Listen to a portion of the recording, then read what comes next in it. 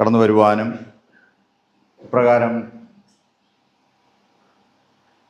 ഈ വർഷത്തെ അച്ഛൻ പറഞ്ഞ പോലെ ഈ വർഷത്തെ അവസാനത്തെ വിശുദ്ധ ദിവസം നമുക്കൊരുമിച്ച് ആയിരിക്കാനും തക്കവണ്ണം സർവശക്തനായ ദൈവം കൃപ ചെയ്തനായ ഞാൻ ആദ്യമായി ദൈവത്തിന് നന്ദി സ്തുതിയും സ്തോത്രവും അർപ്പിക്കും.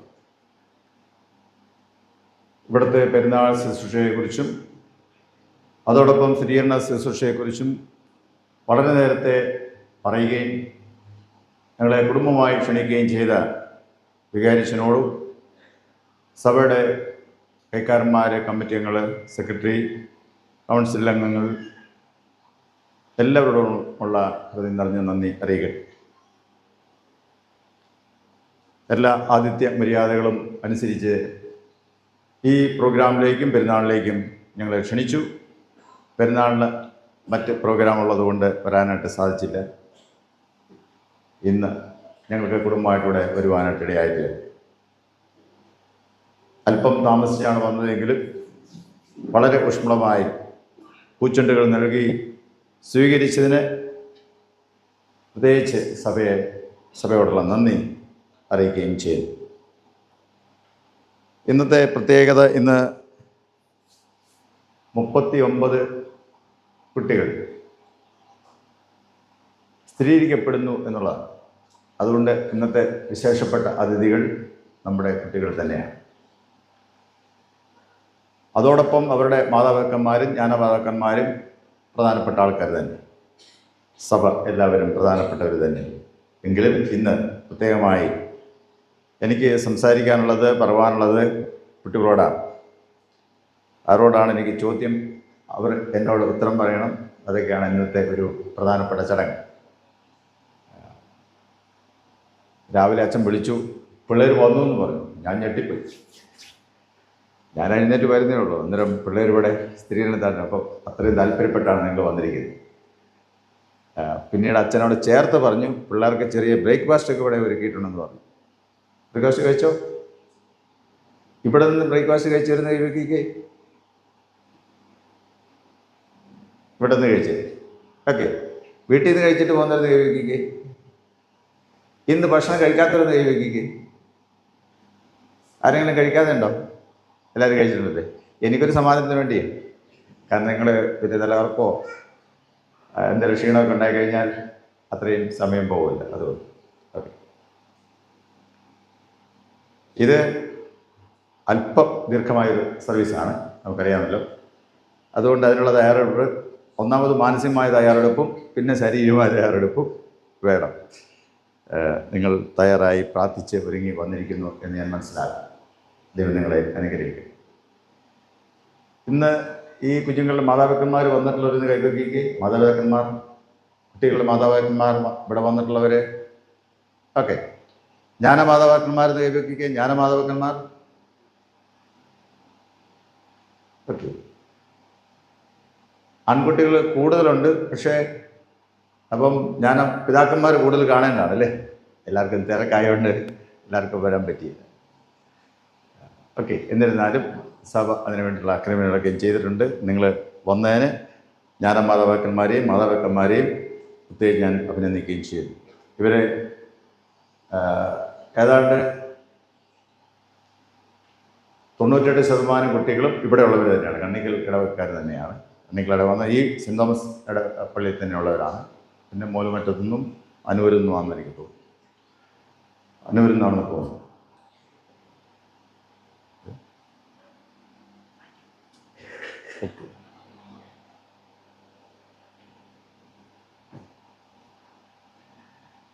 അനൂര് അങ്ങനെ നമ്മുടെ കുട്ടികൾ തന്നെയാണ്, ഇവിടെയുള്ളവർ തന്നെയാണ്.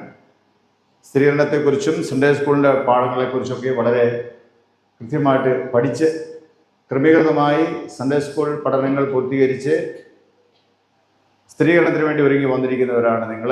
അതുകൊണ്ട് എനിക്ക് കുറെ കൂടെ എളുപ്പമുണ്ട് നിങ്ങളോട് ചോദിക്കാനും നിങ്ങൾക്ക് ഉത്തരം പറവാനും. അതിൽ ഞാൻ സൺഡേ സ്കൂൾ അധ്യാപകരെയും അതിന് നേതൃത്വം കൊടുക്കുന്നവരെയും പ്രത്യേകിച്ച് അഭിനന്ദിക്കുകയും ചെയ്തു.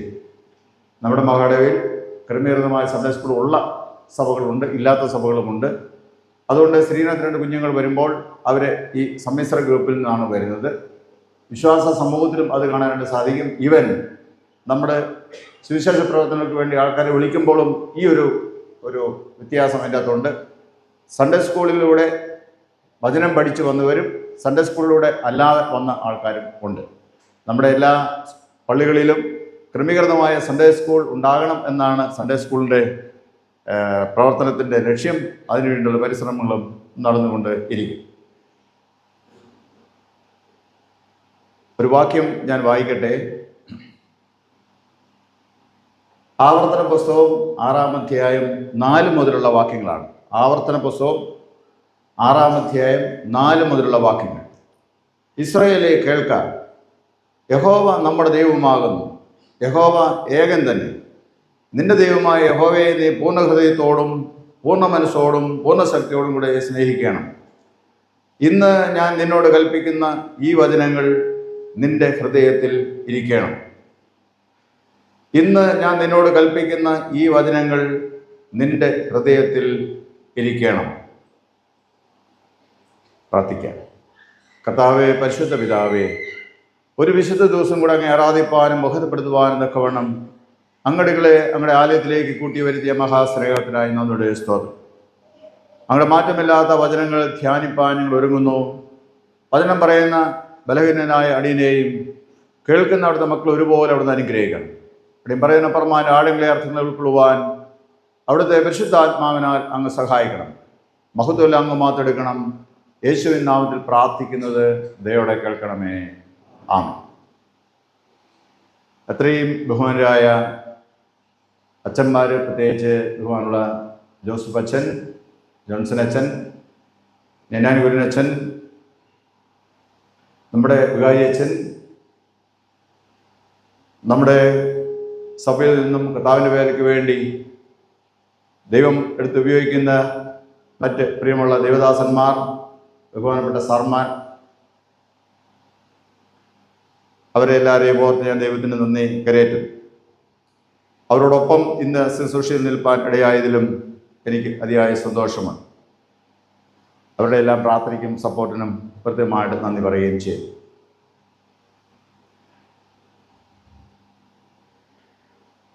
ഇപ്പം ഞാൻ വായിച്ച ഇത് നിങ്ങളോടാണ്. ചോദ്യമൊക്കെ ചോദിക്കുമ്പോൾ നിങ്ങളോടാണ്. ചിലപ്പം എല്ലാവരും പൊതുവായിട്ടും ചോദിക്കും, ഉത്തരം പറയേണ്ടത് നിങ്ങളാണ്. ചില സമയത്ത് ഉത്തരം ബാക്കിയുള്ളവർക്കും പറയാനായിട്ട് സാധിക്കും. അവിടെ നിങ്ങളെല്ലാവരും എന്നെ ശ്രദ്ധിച്ചിരിക്കണം.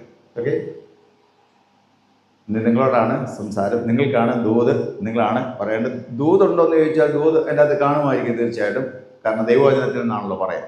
എങ്കിലും നിങ്ങൾ എന്ത് ചെയ്യാൻ പോകുന്നു, എന്തായിരിക്കും എന്നതിനെക്കുറിച്ചുള്ള കുറച്ചുകൂടി ഒരു ഉറപ്പ് വരുത്തുക എന്നുള്ളതാണ് എൻ്റെ ഉദ്ദേശം. പരിശോധന എന്നാണ് പറയുന്നത്. പണ്ടൊക്കെ ഇത് സെപ്പറേറ്റായിട്ട് നടത്തിയിരുന്നതാണ്. ഇപ്പം രണ്ടും കൂടെ കപ്പിൾ ചെയ്താണ് നടത്തുന്നത്. നിങ്ങൾ എന്ത് പഠിച്ചു എന്നുള്ളതാണ് നമുക്കറിയേണ്ടത്. നമ്മൾ എന്തിനു വന്നിരിക്കുന്നത്? ആദ്യം തന്നെ പറയേണ്ടി വരും. ചോദ്യം ചോദിച്ചാൽ എന്ത് ചെയ്യണം? പടയെന്ന് ഉത്തരം പറഞ്ഞു, ഉറക്കെ ഉത്തരം പറയണം. അത് നിർബന്ധമാണ്. ഇന്ന് മാത്രമല്ല, നിങ്ങളുടെ ജീവിതത്തിലെ എല്ലാ കാലത്തും ഏതെല്ലാം പരീക്ഷകളിൽ പോകുന്നോ ഉത്തരം കൃത്യമായിട്ട് എഴുതണം. അത് കൃത്യസമയത്തിനുള്ളിൽ തന്നെ എഴുതണം. വാ തുറന്ന് പറയാനുള്ളതെങ്കിൽ എന്ത് ചെയ്യണം? ചോദ്യമാണ് എന്ത് ചെയ്യണം? കൃത്യമായിട്ട് ഉത്തരം പറയണം. ഇരിക്കുമ്പോൾ എങ്ങനെ ഇരിക്കും? നല്ല ഫ്രഷായിട്ട് എന്ത് ചെയ്യണം? ഇരുന്നാണ്. ഉത്സാഹത്തോടെ എന്ത് ചെയ്യണം? ഇരിക്കണം. അതൊക്കെ ഇവിടെ മാത്രമല്ല, നിങ്ങളുടെ ജീവിതത്തിൽ എല്ലാ കാലത്തും നിങ്ങൾ പാലിക്കേണ്ട കാര്യമാണ്. ഇല്ലെങ്കിൽ നമ്മളെക്കുറിച്ച് ചോദ്യം ചോദിക്കുന്ന ആൾക്കാർ എന്ത് വിചാരിക്കും?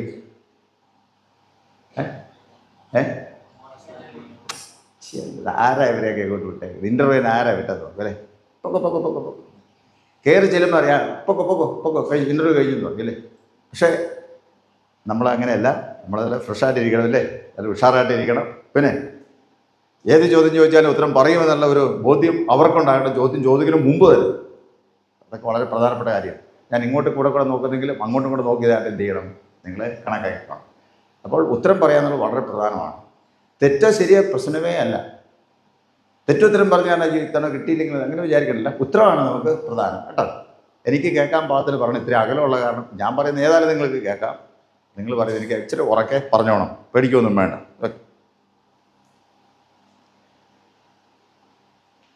ഇന്ന് ഇപ്പം വായിച്ച ആ ഭാഗം ഏതാണ്? നോക്കരുത്.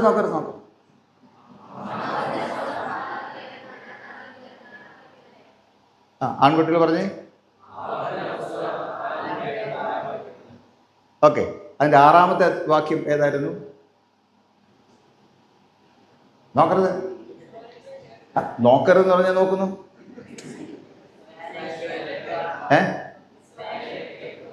അയ്യോ, അതാണ് അവസാനത്തെ. നിങ്ങൾ ഉറക്കെന്ന് പറഞ്ഞാൽ മതി. നിങ്ങളുടെ മനസ്സിൽ എന്ത് തങ്ങി എന്നാണ്, കിട്ടി എന്നാണ് എനിക്കറിയാം. ഓക്കെ, ഞാൻ തന്നെ പറയാം. 6ാം വാക്യം ഇതാണ്: ഇന്ന് ഞാൻ നിന്നോട് കൽപ്പിക്കുന്ന ഈ വചനങ്ങൾ, ഇന്ന് ഞാൻ നിന്നോട് കൽപ്പിക്കുന്ന ഈ വചനങ്ങൾ നിന്റെ ഹൃദയത്തിൽ ഇരിക്കണം. ഒന്നുകൂടെ പറയാം: ഇന്ന് ഞാൻ നിന്നോട് കൽപ്പിക്കുന്ന ഈ വചനങ്ങൾ നിന്റെ ഹൃദയത്തിൽ ഇരിക്കണം. നിങ്ങളത് പറഞ്ഞേ.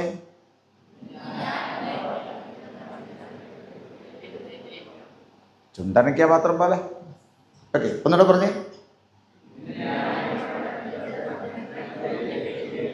ഓക്കെ, ഇവിടെ വചനങ്ങൾ എന്ന് പറഞ്ഞിരിക്കുന്നത് അതിൻ്റെ തൊട്ട് മുകളിൽ ഒരു കൽപ്പന പറഞ്ഞിട്ടുണ്ട്. അതുകൂടാതെ അതിന് മുമ്പോട്ടുള്ള ഭാഗങ്ങളൊക്കെ നമ്മൾ വായിക്കുമ്പോൾ അവിടെ കാണാൻ സാധിക്കുന്നത് 10 കൽപ്പനയാണ്. 10 കൽപ്പനകളാണ് ഈ വചനങ്ങൾ എന്ന് അവിടെ പറഞ്ഞിരിക്കുന്നത്. 10 കൽപ്പനകൾ എന്ന് പറയുന്ന കൽപ്പനകൾ, പ്രമാണങ്ങൾ, വചനങ്ങൾ എവിടെ ഇരിക്കണം? എവിടെ ഇരിക്കണം? ഹൃദയത്തിൽ ഇരിക്കണം. മറന്നു പോകരുത്, ഒരിക്കലും മറന്നു പോകരുത്. എവിടെ ഇരിക്കട്ടെ? ഹൃദയത്തിൽ. പുസ്തകത്തിൽ ഇരിക്കുന്ന പ്രമാണം എവിടെ ഇരിക്കണം? അത് ഹൃദയത്തിലേക്ക് വരണം എന്നതിൻ്റെ അർത്ഥം. ഓക്കെ, ഇന്ന് സുവിശേഷം വായിച്ച ഏത് ഭാഗമാ? പെൺകുട്ടികൾ പറഞ്ഞേ.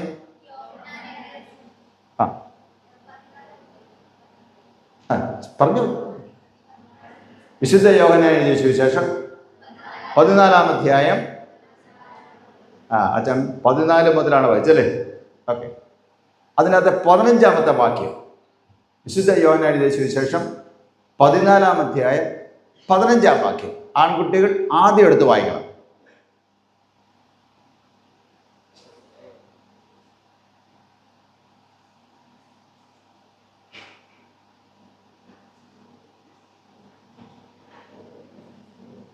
ഓക്കെ, യോഹന്നാൻ എവിടെയാണെന്ന് അറിയത്തില്ലെങ്കിൽ അകരാതി നമ്മൾ എടുക്കണം.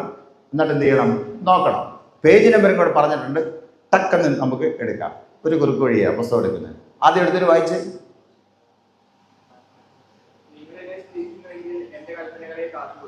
നിങ്ങൾ എന്നെ സ്നേഹിക്കുന്നുവെങ്കിൽ എൻ്റെ കൽപ്പനകളെ കാത്തുകൊള്ളും. മിടുക്കൻ. ഇന്ന്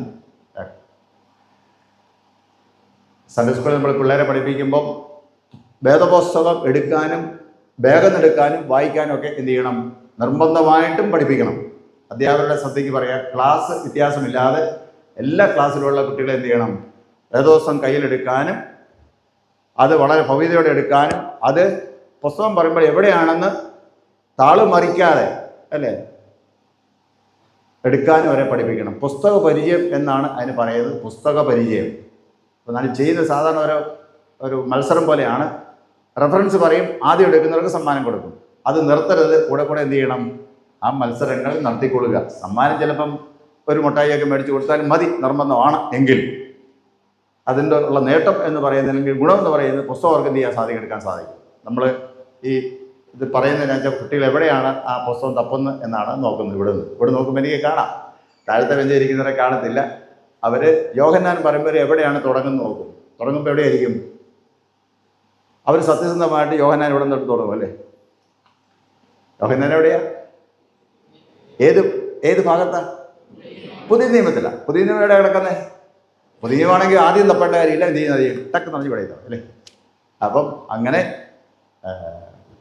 പുസ്തക പരിചയമെന്നാണ് പറയുന്നത്. വേദപുസ്തകം പരിചയം. ഇത് നമ്മുടെ ഏറ്റവും പ്രധാനപ്പെട്ട ഒരു പുസ്തകമാണ്. അതുകൊണ്ട് എന്ത് ചെയ്യണം? ഇതുമായിട്ട് നല്ലൊരു ബന്ധം ഉണ്ടായിരിക്കണം. വാക്യം എന്നാ? പെൺകുട്ടികൾ പറഞ്ഞേ വാക്യം.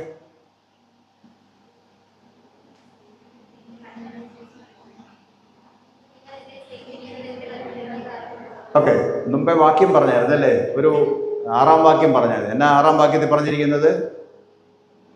കൽപ്പനകൾ എവിടെ ഇരിക്കണം? ഹൃദയത്തിലിരിക്കണം അല്ലേ? നിങ്ങളിപ്പം ആ ഒരു ഇത്രയും നിങ്ങളൊരു വാക്യം പറയാൻ വേണ്ടി നിങ്ങൾ വീണ്ടും എന്ത് ചെയ്തു? പുസ്തകം നോക്കി. നമുക്ക് എപ്പോഴും പുസ്തകം കൊണ്ട് നടക്കാൻ പറ്റുമോ? പറ്റത്തില്ല അല്ലേ? അപ്പോൾ അത് ഹൃദയത്തിലുണ്ട് എന്ത് ചെയ്യും? അതിന് വേഗം അല്ലേ? അപ്പോൾ ഹൃദയത്തിൽ ഇരിക്കുക എന്ന് പറഞ്ഞാൽ വളരെ പ്രധാനപ്പെട്ട ഒരു സംഗതിയാണ്. ഓക്കെ, അപ്പോൾ ഈ പറഞ്ഞിരിക്കുന്ന യോഹന്നാന്റെ സുവിശേഷം, വിശുദ്ധ യോഹന്നാന്റെ സുവിശേഷം 14:15 നമ്മൾ വായിക്കുമ്പോൾ, നിങ്ങൾ എന്നെ സ്നേഹിക്കുന്നുവെങ്കിൽ എൻ്റെ കൽപ്പനകളെ കാത്തുകൊള്ളും എന്നാണ് പറഞ്ഞത്. അടുത്ത ചോദ്യം ഇതാണ്, നിങ്ങൾ ദൈവത്തെ സ്നേഹിക്കുന്നുണ്ടോ? പെൺകുട്ടികളാണ് ആദ്യത്തെ ചോദ്യം. നിങ്ങൾ ദൈവത്തെ സ്നേഹിക്കുന്നുണ്ടോ? ഉള്ളവർ കൈവെക്കുക. ദൈവത്തെ സ്നേഹിക്കുന്നവർക്ക് കൈവെക്കാം. കൈവെക്കുക എന്ന് പറഞ്ഞാൽ തലയുടെ ഒപ്പമെങ്കിലും പൊക്കണം. ഓക്കെ,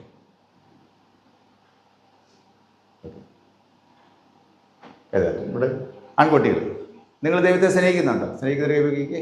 എല്ലാവരും ദൈവത്തെ സ്നേഹിക്കുന്നുണ്ട്. Praise the Lord. ഏതാത് ദൈവത്തെ സ്നേഹിക്കുന്നവർ എന്ത് ചെയ്യണം? യോഹന്നാൻ സുവിശേഷം വാക്യം യോഹന്നാൻ 14:15. നിങ്ങൾ ദൈവത്തെ നിങ്ങൾ എന്നെ സ്നേഹിക്കുന്നുവെങ്കിൽ എൻ്റെ കൽപ്പനകളെ കാത്തുകൊള്ളും, അല്ലേ? അപ്പോൾ ദൈവത്തെ സ്നേഹിക്കണേ എന്ത് ചെയ്യണം? കൽപ്പനകൾ കാത്തുകൊള്ളണം, അല്ലേ? കൽപ്പനകൾ കാത്തുകൊള്ളണം എന്നാ ചെയ്യണം? ദൈവത്തെ സ്നേഹിക്കണം. ദൈവത്തെ സ്നേഹിക്കണം എന്ത് ചെയ്യണം? കൽപ്പന കാക്കണം എന്നാ ചെയ്യണം? അങ്ങനെ പറഞ്ഞുകൊണ്ടിരുന്ന വൈകുന്നേരമായി പോക്ക് നടക്കുള്ളൂ, അല്ലേ? എൻ്റെ ചോദ്യം ഇതാണ്, ദൈവത്തെ സ്നേഹിക്കണം, കൽപ്പന പ്രമാണിക്കണം. കാക്കുക എന്ന് പറഞ്ഞാൽ അനുസരിക്കുക എന്നാണ് എൻ്റെ അർത്ഥം, കേട്ടോ. അനുസരിക്കുക, കൽപ്പന അനുസരിക്കണമെങ്കിൽ എന്ത് ചെയ്യണമെന്ന് എൻ്റെ ചോദ്യം. ആൺകുട്ടികളെന്ന് പറഞ്ഞേ,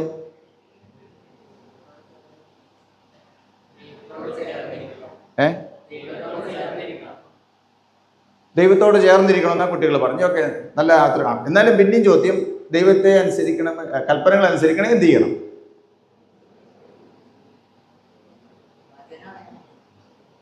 വേഗം എന്ന് പറയണം, നല്ല താമസിച്ചു. 5 മണിക്കൂർ എന്ന് ഞാൻ ഇതിന് സമയം കുറിച്ചിരിക്കുന്നത്. 5 മണിക്കൂർ ഞാൻ ഇന്ന് വന്ന് തുടങ്ങിയത്. സമയം 5 മണിക്കൂർ പിന്നെയും പോകും, കേട്ടോ. പെൺകുട്ടികൾ പറഞ്ഞേ, കൽപ്പന അനുസരിക്കണമെങ്കിൽ എന്ത് ചെയ്യണം? അല്ലെ കൽപ്പന കാക്കണമെങ്കിൽ എന്ത് ചെയ്യണം?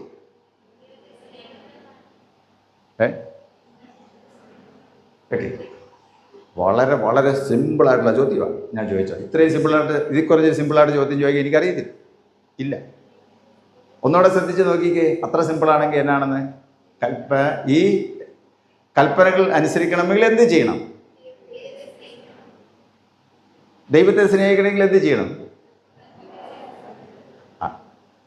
അത് രണ്ടും കൂടെ ബന്ധപ്പെട്ടാണ് കിടക്കുന്നല്ലേ. എൻ്റെ ചോദ്യം ഇതാണ്, എന്ത് ചെയ്യണം എന്നാണ് ചോദ്യം.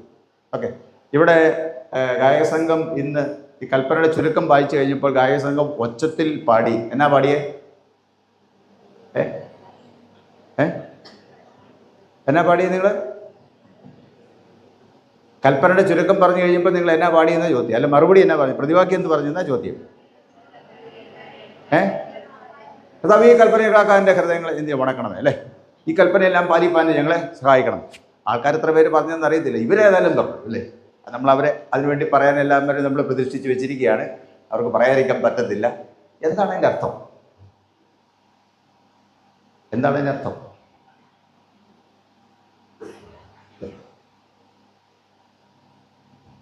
ചോദ്യം പിന്നെ നിൽക്കുന്നു, കൽപ്പന അനുസരിക്കണമെങ്കിൽ എന്ത് ചെയ്യണം?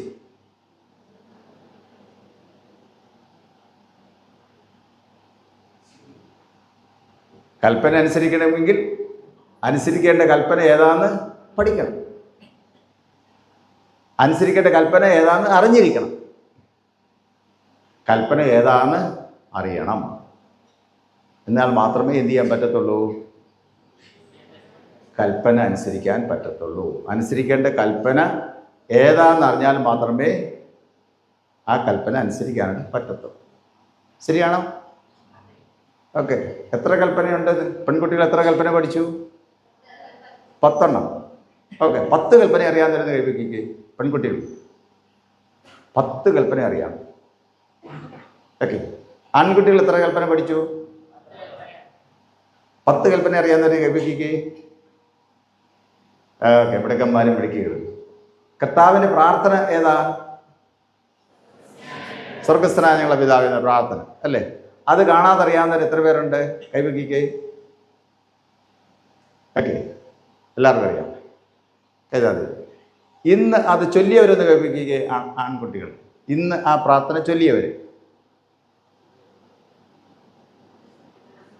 കർത്താവിൻ്റെ പ്രാർത്ഥന ഇന്ന് ചൊല്ലിയവർ, പ്രാർത്ഥിച്ചവർ. ചോദ്യം വ്യക്തമാണോ? ഇങ്ങനെ പൊക്കിയാൽ എന്നാ അർത്ഥം?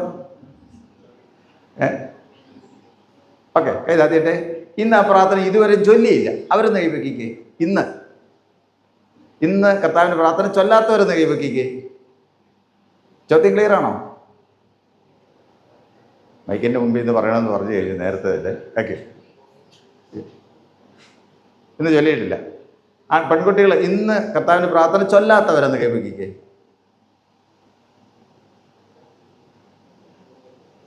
ഓക്കെ, കരുതാതെ. സാധാരണ എപ്പോഴാണ് നമ്മൾ ഈ കർത്താവിൻ്റെ പ്രാർത്ഥന ചൊല്ലുന്നത്? കേട്ടില്ല? പ്രാർത്ഥന ഏത് പ്രാർത്ഥന കഴിയുമ്പോൾ?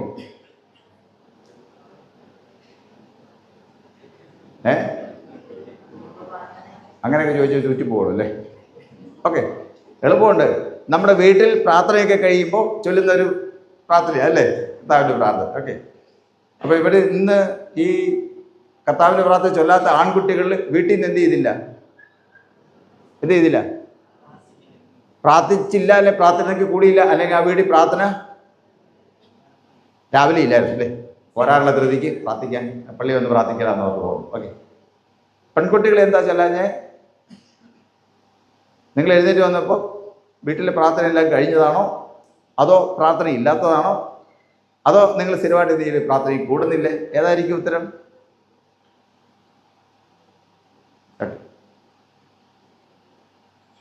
നമ്മൾ ഓർത്തിരിക്കേണ്ട കാര്യം, പേരൻസ് ഓർക്കേണ്ട കാര്യമാണ്. കർത്താവിൻ്റെ പ്രാർത്ഥന എവിടുന്ന് പഠിക്കണം? കുട്ടികൾ എവിടുന്ന് പഠിക്കണം? വീട്ടിൽ നിന്ന് പഠിക്കണം.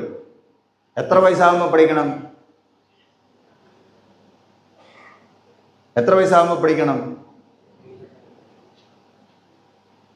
എപ്പോൾ അവർക്ക് സംസാരിക്കാൻ പറ്റുമോ അന്നേരം പഠിക്കണം. 4 വയസ്സിന് മുമ്പ് പഠിപ്പിക്കാമെങ്കിൽ അത്രയും നന്മ. കുട്ടികളെ കർത്താവിൻ്റെ പ്രാർത്ഥന 4 വയസ്സിന് മുമ്പ് പഠിപ്പിക്കാമെങ്കിൽ അത്രയും നന്മ. ഓക്കെ, ചൊല്ലുന്നത് എപ്പോഴാണ്?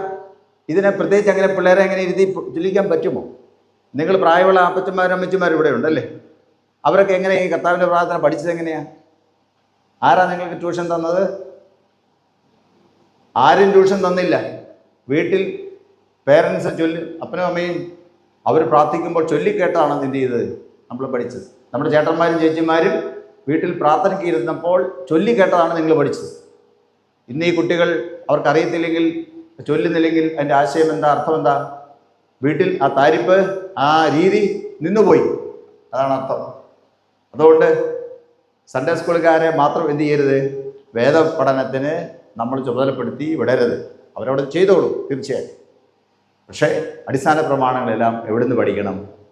നമ്മൾ വീട്ടിൽ നിന്ന് പഠിക്കാനാണ് സംവിധാനം ഉണ്ടായിക്കണം. ഓക്കെ, പ്രമാണങ്ങൾ, വിശ്വാസ പ്രമാണങ്ങൾ എത്രയാണ് മക്കളെ ഉള്ളത്? 3. ഏതെല്ലാം?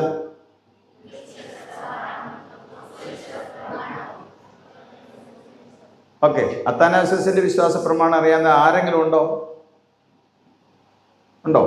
ആരുമില്ല അല്ലേ? ഓക്കെ, അത് എന്നതാ? അത്താനാസിന്റെ വിശ്വാസ പ്രമാണം എന്നതാ? ചൊല്ലാൻ അറിയത്തില്ല, പോട്ടെ, അത് എന്നതാ? അതല്ലേ? ഓക്കെ, അപ്പോസ്തലിക വിശ്വാസ പ്രമാണം എന്ന് പറഞ്ഞാൽ എന്നാ പ്രമാണം? അത് പറഞ്ഞു.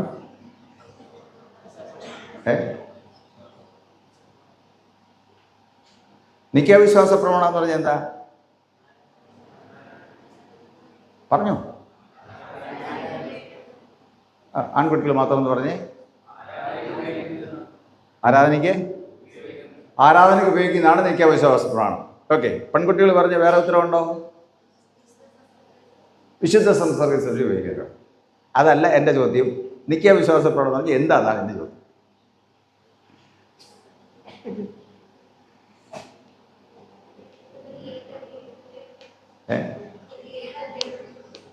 ഓക്കെ, അല്ല ആ പേര് നിക്കിയ, ഇപ്പുറത്ത് അപ്പോസ്തലൻ, എന്താണ് ആ കൂട്ടത്തിൽ ഈ പ്രമാണം കൂടെ ചേർന്ന് വരാൻ കാരണം? നിങ്ങൾ ആ ചോദ്യം നിങ്ങളെ പഠിപ്പിച്ച അധ്യാപകരോട് ചോദിച്ചിട്ടുണ്ടോ?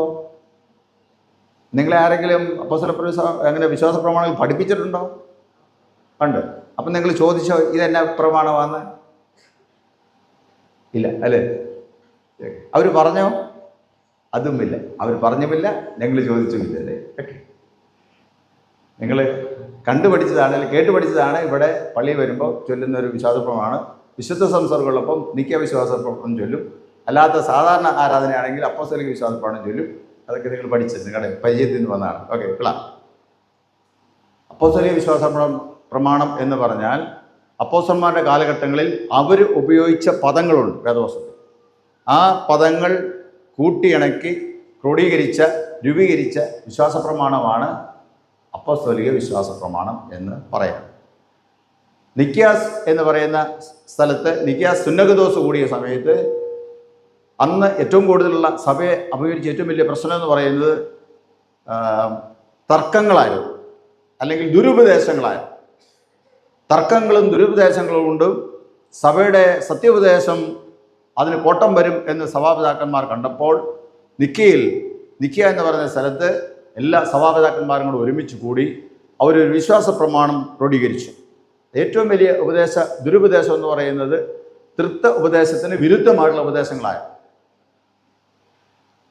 പിതാവിൻ്റെയും പുത്രൻ്റെയും പരിശുദ്ധാത്മാവിൻ്റെയും ദൈവത്വങ്ങളെക്കുറിച്ചുള്ള തർക്കങ്ങളായിരുന്നു അതിൻ്റെ പ്രധാനപ്പെട്ട സംഗതികൾ. അതുകൊണ്ട് അതിനെ ഖണ്ഡിക്കാൻ പിതാവ് ദൈവവുമാണ്, പുത്രനും ദൈവവുമാണ്, പരിശുദ്ധാത്മാവും ദൈവവുമാണ്, എങ്കിലും മൂന്ന് ദൈവങ്ങളല്ല ഒരു ദൈവമാണ് എന്ന് പറഞ്ഞുള്ള ത്രിയേക ദൈവ വിശ്വാസം ഊട്ടിയുറപ്പിക്കാൻ, അത് പഠിപ്പിക്കാൻ വേണ്ടി സഭാപിതാക്കന്മാർ ഒരുമിച്ച് ചേർന്ന് ക്രോഡീകരിച്ച വിശ്വാസ പ്രമാണമാണ് ഏത്? നിക്യ വിശ്വാസ പ്രമാണം എന്ന് അറിയപ്പെടുന്നു. നമ്മുടെ വിശ്വാസം എന്താണെന്ന് ചോദിച്ചാൽ നമുക്ക് എളുപ്പമെന്ന് പറയാനായിട്ട് ആ വിശ്വാസ പ്രമാണം നിർബന്ധമായിട്ട് നമ്മൾ എന്ത് ചെയ്യണം? നമ്മൾ പഠിച്ചിരിക്കണം. അതെങ്ങനെ സംഭവിച്ചിരിക്കുന്നു, അല്ലെങ്കിൽ ദൈവം എങ്ങനെ മനുഷ്യനായി, എങ്ങനെ ഈ ഭൂമിയിൽ വന്നു, എങ്ങനെ പ്രവർത്തിച്ചു, എങ്ങനെ നമുക്ക് രക്ഷ സാധ്യമാക്കി തീർത്തു, ഇതാരാണ്, ഇതെന്നാണ് സംഭവിച്ചത് തുടങ്ങിയുള്ള കാര്യങ്ങളെല്ലാം ചേർത്ത് പറഞ്ഞിരിക്കുന്ന ഒരു പ്രമാണമാണ് വിശ്വാസ പ്രമാണമാണ് നിക്യാവിശ്വാസ പ്രമാണം എന്ന് പറയാം. അതുകൊണ്ട് നമ്മളതിൻ്റെ ശ്രദ്ധയോടെ വായിക്കണം. അതിൻ്റെ ചരിത്ര സംഭവങ്ങളുണ്ട്, അതുപോലെ തന്നെ അന്ന് ഏത് കാലഘട്ടമാണെന്ന് പറയുന്നുണ്ട്, എന്താണെന്ന് പറയുന്നുണ്ട്. അത് നമ്മുടെ വിശ്വാസമാണ്, വിശ്വാസ പ്രമാണമാണ്. നീ എന്ത് വിശ്വസിക്കുന്നു എന്ന് ചോദിക്കുമ്പോൾ നമ്മൾ പറയേണ്ട കാര്യമാണ് ഏത്? ഈ വിശ്വാസ പ്രമാണത്തിൻ്റെ വചനങ്ങളാണ്. അത് നമ്മൾ മറന്നു പോകരുത്. പലപ്പോഴും നമ്മൾക്ക് CSIക്കാരോട് നീ എന്നാ വിശ്വസിക്കുന്നു ചോദിച്ചാൽ നമുക്ക് പറയാനായിട്ട് അറിയത്തില്ല അല്ലേ? പലപ്പോഴും അറിയത്തില്ല. നീ നമ്മൾ പറയുന്ന ആ ദൈവത്തെ വിശ്വസിക്കുന്നുണ്ടെന്ന് പറയും. എല്ലാ ആൾക്കാരും പറയും എന്ത് ചെയ്യും? ഞങ്ങളും ദൈവത്തിലാണ് വിശ്വസിക്കും. പിന്നെ നിന്റെ ദൈവത്തിന് എന്ന എത്ര പ്രത്യേകത അല്ലേ? അതാ അതിൻ്റെ അത് പറഞ്ഞിരിക്കുന്നത്. എല്ലാവരും ദൈവത്തെ വിശ്വസിക്കും, പിന്നെ നിന്റെ ദൈവത്തിന് എന്ന എത്ര പ്രത്യേകത. അത് നമ്മൾ നിർബന്ധമായിട്ട് എന്ത് ചെയ്യണം? മനസ്സിലായിരിക്കും. ഒത്തിരി സഭക്കാരുണ്ട്, പിന്നെ CSI സഭയ്ക്ക് എന്നെ എത്ര പ്രത്യേകത. ഒരു CSIക്കാരൻ പഠിച്ചിരിക്കണം. നിങ്ങൾ ഇന്ന് പഠിച്ചില്ലെങ്കിൽ പിന്നെ ഒരിക്കലും എന്ത് ചെയ്യത്തില്ല. അതിനുവേണ്ടിയുള്ള ശ്രമം ഒന്നെങ്കിൽ നിങ്ങൾ ഉപദേശിമാരായിട്ടോ അച്ഛന്മാരായിട്ടോ മാറണം, അല്ലെങ്കിൽ സൺഡേ സ്കൂൾ അധ്യാപകരോടല്ലേ കുറഞ്ഞ പക്ഷം സ്ത്രീധന ക്ലാസ്സിലെ അധ്യാപകരായിട്ടെങ്കിലും മാറിയാൽ മാത്രമേ എന്ത് ചെയ്യത്തുള്ളൂ, ഇത് നിങ്ങൾ പിന്നീട് പഠിക്കത്തുള്ളൂ. അല്ലാതെ സാധാരണ ഗതിയിൽ എന്ത് ചെയ്യത്തില്ല, ആൾക്കാരെ പഠിക്കത്തില്ല. അതിനു മുമ്പേ നമ്മൾ പഠിച്ചു വരണം എന്നുള്ളതാണ്. നമ്മൾ വിശ്വസിക്കുന്ന സംഗതികൾ പഠിക്കണം. നമ്മൾ ആരാണ്, നമ്മൾ ഏത് സഭക്കാരാണ്, എന്താണ് സഭയുടെ വ്യത്യാസം, മറ്റു സഭകളുമായിട്ട് നമ്മൾ എന്തെല്ലാം കാര്യത്തിൽ വ്യത്യാസപ്പെട്ടിരിക്കുന്നത്, എന്താണ് നമ്മുടെ സഭയുടെ അടിസ്ഥാന ഉപദേശങ്ങൾ ഏതാണ്, അതെല്ലാം നമ്മൾ എന്ത് ചെയ്യണം? പഠിക്കണം. ഏറ്റവും ചെറിയ പ്രായത്തിൽ അത് പഠിക്കണം. ഇപ്പം ഈ കൂട്ടത്തിൽ നമ്മൾ നോക്കുമ്പോൾ 16 വയസ്സിന് താഴോട്ടുള്ള കുട്ടികളാണ് കൂടുതൽ. നല്ലൊരു റേഞ്ചാണ് ആ പ്രായത്തിന് നമ്മൾ പറഞ്ഞു നോക്കും. ഒരാൾ 2 പേര് മാത്രം ഇച്ചിരി പ്രായം കൂടുതലുള്ളൂ, ബാക്കി എല്ലാവരും ഒരേ സെയിം പ്രായക്കാർ. അപ്പം നമ്മളത് പഠിച്ചു പോയാൽ എന്ത് ചെയ്യും? അത് നമ്മുടെ ഹൃദയത്തിൽ ഇരിക്കും അല്ലേ? അതിനനുസരിച്ചാണ് പിന്നെ നമ്മുടെ ചിന്തകളും പ്രവർത്തനങ്ങളും എല്ലാം പോകുന്നത്, നമ്മൾ മറന്നു പോകുന്നത്. ഓക്കെ, സക്രമന്റ് എത്രയുണ്ട്? ഏതെല്ലാം? ഏതാ? സ്നാനവും തിരുവിത്താഴും. ഓക്കെ, നമ്മൾ ഏത് പള്ളിക്കാരാ? CSI എന്ന് പറഞ്ഞാൽ എന്താ? ഏതെല്ലാം സംസ്ഥാനങ്ങളിലുണ്ട്?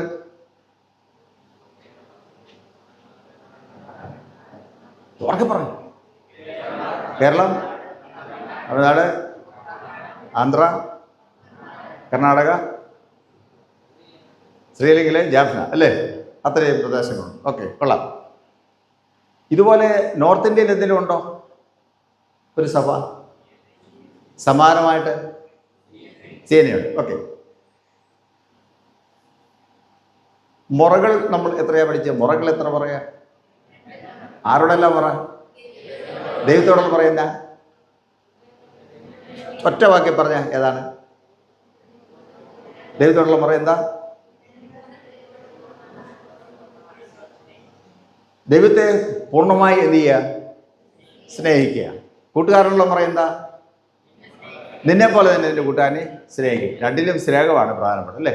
അപ്പോൾ അത് രണ്ടും മുറകളാണ്. ഓക്കെ. വേദപുസ്തകത്തിൽ എത്ര പുസ്തകങ്ങളുണ്ട്? എത്ര പുസ്തകങ്ങളുടെ സമുച്ചയമാണ്, കൂട്ടമാണ് വേദപുസ്തകം? 66. നമ്മുടെ സഭ ഏത് വർഷം രൂപീകരിക്കപ്പെട്ടത്? അതിനു മുമ്പ് നമ്മൾ ഈ സഭ സ്ഥാപിച്ചിട്ട് എത്ര വർഷമായി? കഴിഞ്ഞ ദിവസം പെരുന്നാൾ എത്രാമത്തെ കൊണ്ടാടിയേ? 171. ശരിയാണോ? 171 വർഷമായി. CSI എന്ന രൂപപ്പെട്ടത് 47 അല്ലേ? 47 ഇന്ന് എത്ര വർഷമായി കാണും?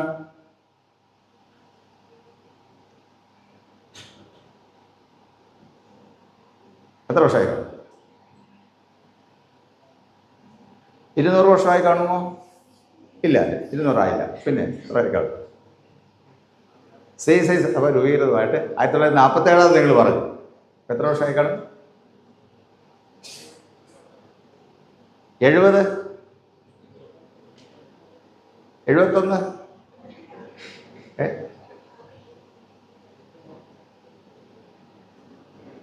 ഓക്കെ. എൻ്റെ ചോദ്യം ഇതാണ്. CSI സഭ രൂപീകൃതമായിട്ട് ഏതാണ്ട് 75ഓളം വർഷങ്ങളെ ആവുന്നു. നമ്മുടെ സഭ രൂപീകൃതമായിട്ട് 171 വർഷമായി. അപ്പോൾ 71 വർഷം അല്ലെങ്കിൽ 73 വർഷം മുമ്പ് നമ്മുടെ സഭ ഏതാണ്?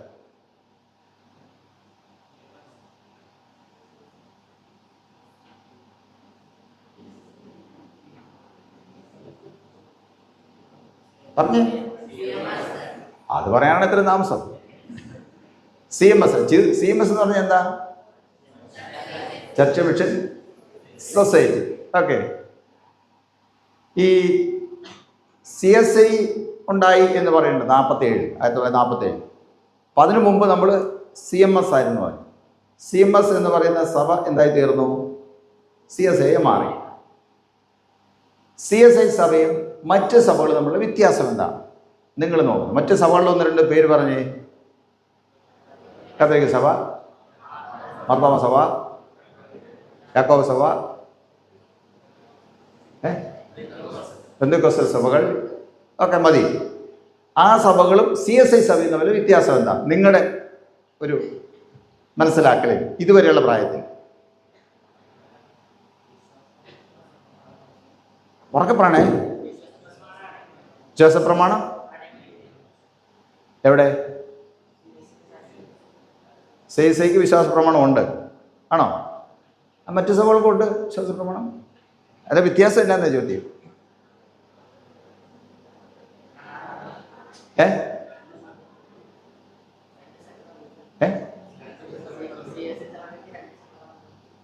CSIക്ക് 2 സക്രമന്തേ ഉള്ളൂ. ബാക്കിയുള്ള സഭയ്ക്കോ?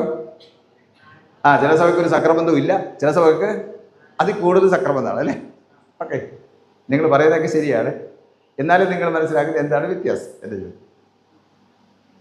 ഞാനത് എടുത്ത് പറയാൻ കാരണമുണ്ട്. ഇന്നത്തെ നമ്മുടെ CSIക്കാരെല്ലാം എന്ത് ചെയ്യുന്നു? അവർ ആ സഭയിൽ പോകുന്നു, ഈ സഭയിൽ പോകുന്നു, മറ്റേ സഭയിൽ പോകുന്നു, മറ്റേ സഭയിൽ പോകുന്നു, അങ്ങനെ ഓടിപ്പായി നടക്കുകയാണ്. അവർക്ക് തന്നെ അറിയത്തില്ല ഏതാ സഭയിൽ കറങ്ങുന്നത്. അതാണ് ഞാൻ നിങ്ങളോട് പ്രത്യേകിച്ച് ചോദിക്കുന്നത്. നിങ്ങൾ അതിനെക്കുറിച്ച് കുറച്ച് വർഷം എന്ത് ചെയ്യണം? ഒരു ഉറപ്പമൊക്കെ ഉണ്ടായിട്ട് വേണം പോകണം. നമ്മുടെ സഭ എന്നതാണെന്നും അതിൻ്റെ ഉപദേശം എന്നതാണെന്നും വ്യത്യാസം എന്നാണെന്നൊക്കെ എന്ത് ചെയ്യണം? കുറച്ച് വർഷം നിങ്ങളെങ്കിലും എന്തെങ്കിലും മനസ്സിലാക്കണം. ഓക്കെ. ഞാൻ പറയാം. ഒന്നാമത്തെ വ്യത്യാസം എന്ന് പറയുന്നത് CSI സഭ എന്ന് പറയുന്നത് ഒന്നായി തീർന്ന സഭയാണ്. CSI സഭ ഒന്നായി തീർന്ന സഭയാണ്. അന്നേരം ചോദ്യം വരുന്നു, ഏതെല്ലാം ആൾക്കാരാണ് ഒന്നായത്? ഏതെല്ലാം സഭകളാണ് ഒന്നായത്? പറഞ്ഞേ.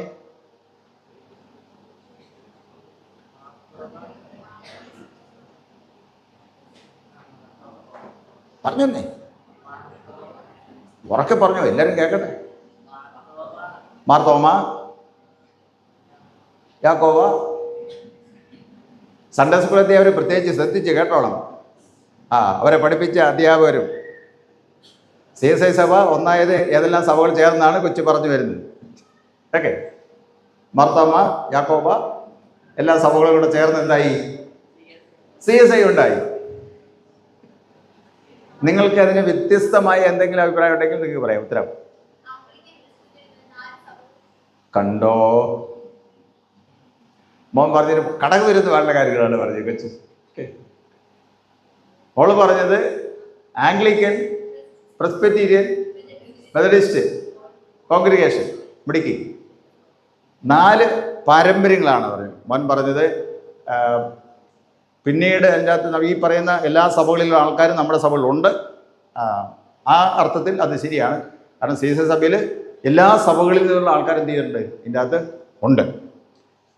അവർ ആ സഭയിൽ നിന്ന് ഈ സഭയിൽ എന്ത് ചെയ്യുന്നു? CSI സഭയിൽ ചേർന്നതാണ്. അങ്ങനെയാണ് അവരെല്ലാം വന്നിരിക്കുന്നത്. അവരുടെ ബാക്ക്ഗ്രൗണ്ട് അതാണ്. പക്ഷേ പ്രധാനമായിട്ട് നമ്മൾ പറയുമ്പോൾ Anglican, Presbyterian, congregational, Methodist, episcopal, Presbyterian, congregational, Methodist, ഈ 4 പാരമ്പര്യങ്ങളാണ്. 4 പാരമ്പര്യങ്ങൾ എന്ന് പറഞ്ഞാൽ 4 സഭകൾ എന്ന് നമുക്ക് പറയാം. ഈ സഭകൾ എന്നൊക്കെ പറഞ്ഞാൽ എന്നാ അതിൻ്റെ ഒരു പ്രത്യേകത? കോൺഗ്രിഗേഷൻ എന്ന് പറഞ്ഞാൽ എന്നാ സഭയാണ്? അതെന്നാ പാരമ്പര്യമാണ്? കോൺഗ്രിഗേഷൻ എന്ന് പറഞ്ഞാൽ എന്നാ അർത്ഥം? കോൺഗ്രിഗേഷൻ എന്ന് പറഞ്ഞാൽ കോൺഗ്രിഗേഷൻ, ഇത് നമ്മൾ ഈ സഭയ്ക്കാണ് കോൺഗ്രിഗേഷൻ എന്ന് പറയുന്നത്. അറിഞ്ഞിരിക്കണം, കോൺഗ്രിഗേഷനിൽ പാരമ്പര്യത്തിൽ ബിഷപ്പുമില്ല, അച്ഛന്മാരും ഇല്ല. ബിഷപ്പുമില്ല, അച്ഛന്മാരുമില്ല. ഓക്കെ. അടുത്തത് പ്രസ്ബിറ്റീരിയൻ പാരമ്പര്യമാണ്. പ്രസ്ബിറ്റർ എന്ന് പറഞ്ഞാൽ ആരാ? പ്രസ്ബിറ്റർ നമ്മുടെ ആരാധന പുസ്തകത്തിൽ എഴുതിയിട്ടുണ്ട്. പ്രസ്ബിറ്റർ പറയും, ഇടപ്പാട്ടക്കാരൻ പറയുന്നത്. പ്രസ്ബിറ്റർ എന്ന് പറഞ്ഞാൽ ആരാ? അച്ഛന്മാർ അല്ലേ? പള്ളിയിൽ നമ്മുടെ അച്ഛന്മാർ. ഇത് അച്ഛന്മാരുള്ള സഭയാണ് പ്രസ്ബിറ്റീരിയൻ സഭകൾ എന്ന് പറയുന്നത്. ഓക്കെ. അവിടെ ആരില്ല? ബിഷപ്പില്ല. അവിടെ ബിഷപ്പില്ല. ഓക്കെ. ആംഗ്ലിക്കൻ അല്ലെങ്കിൽ എപ്പിസ്കോപ്പൽ സഭകൾ എന്ന് പറഞ്ഞാൽ എന്താണ്? അവിടെ എപ്പിസ്കോപ്പ എന്ന് പറഞ്ഞാൽ ആരാ? ബിഷപ്പ്. അവിടെ എപ്പിസ്കോപ്പൽ പാരമ്പര്യത്തിൽ ബിഷപ്പുണ്ട്, അച്ഛന്മാരുണ്ട്, ജനങ്ങളുണ്ട്, എല്ലാവരും ഉണ്ട് അല്ലേ? അപ്പോൾ 1947 സഭ രൂപീകരണമായപ്പോൾ അന്ന് ഈ പാരമ്പര്യങ്ങളാണ് ഒരുമിച്ച് കൂടിയത്.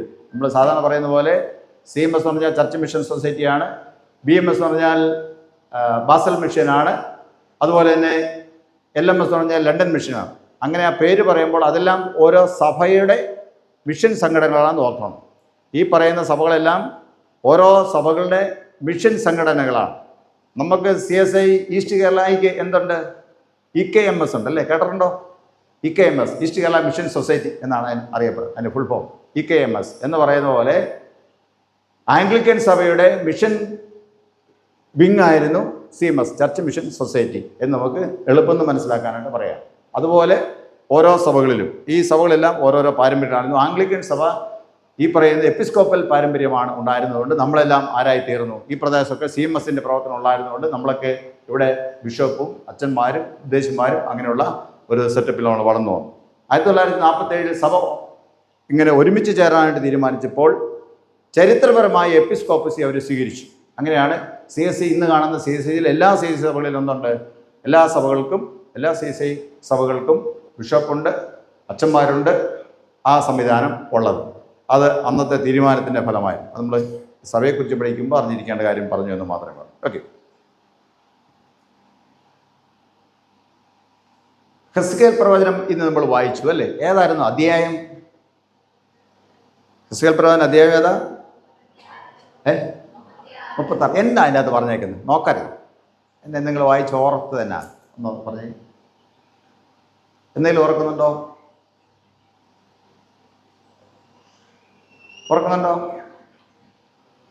ഓർത്ത് നോക്കി.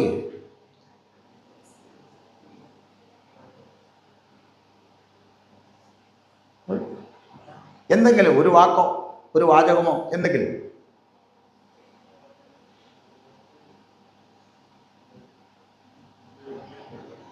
ഇത് നിങ്ങളെ കുറ്റം പറയുന്നതല്ല കേട്ടോ. ഇത് ഞാനിപ്പോൾ അവിടെ ഇരുന്നാലും എൻ്റെയും അവസ്ഥ ഇത് തന്നെയാണ്. ഇവിടെ കാര്യങ്ങൾ എന്ത് ചെയ്യും? മുറ പോലെ അങ്ങ് നടക്കും. നമ്മളെന്ത് ചെയ്യും? നമ്മളങ്ങനെ ഇരിക്കും. എന്താ നടക്കുന്നത് നമുക്കറിയത്തില്ല, അല്ലേ? അറിയാമോ? അറിയത്തില്ല. വായിക്കുന്നു, പാഠം വായിക്കുന്നു, പോകുന്നു. നമ്മളത് എന്ത് ചെയ്യാറില്ല, സാധാരണ ശ്രദ്ധിക്കാറില്ല. ഓക്കെ. എന്നാലും ഞാൻ ചോദിക്കുക, നിങ്ങൾ എന്തെങ്കിലും ഓർക്കുന്നുണ്ടോ? കാരണം അച്ഛൻ പ്രത്യേകിച്ച് പറഞ്ഞു, സ്ഥിരീകരണ നാളിലേക്കുള്ള പ്രത്യേക പാഠങ്ങളാണ് വായിക്കുക. അപ്പോൾ വേറെ അവസരത്തിലൊന്നും അങ്ങനെ വായിക്കാറില്ല. ഇന്നത്തേന് നിങ്ങൾക്ക് വേണ്ടി മാത്രം വായിക്കപ്പെട്ട ഭാഗങ്ങളാണ്. അങ്ങനെയാണെങ്കിൽ നമ്മളെ ശ്രദ്ധിക്കണം, ഇതല്ലേ? ഒന്ന് പറഞ്ഞേ, എന്തെങ്കിലും ഓർക്കുന്നുണ്ടോ?